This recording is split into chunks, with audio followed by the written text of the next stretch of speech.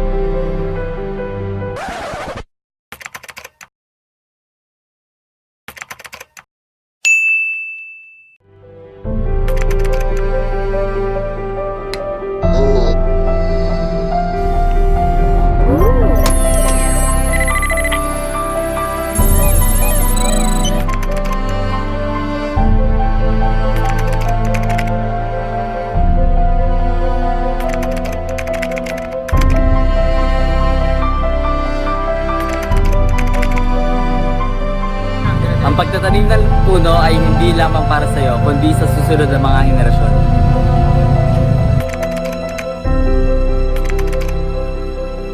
Air is a basic right. that we all deserve. Only if we know how to discipline ourselves. Stop supposing bad deeds to the environment. Especially if we suppose nothing